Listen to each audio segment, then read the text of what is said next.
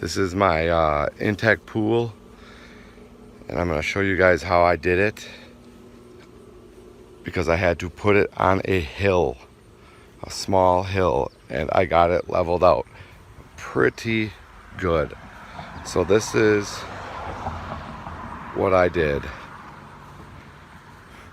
So basically, it's, if you can see, it's on a slight hill, so it's kind of going down that way. So basically what I had to do is I left all of these on the ground. I got everything set up, and I ran a string line from here to here to get it level in the center.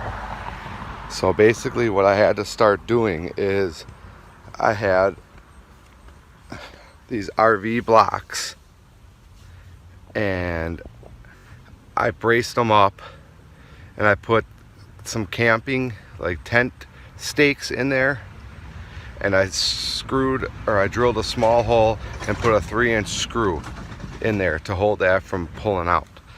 So basically I had to do it, you know, starting from here all the way around. The grass kind of grew over it, but you get the point, to here. So basically that kept my pool pretty level. So you can see over here, that's where I'm at for the water. It's at them squares right at the top, and then this is as far as I'm off, like barely 2 squares.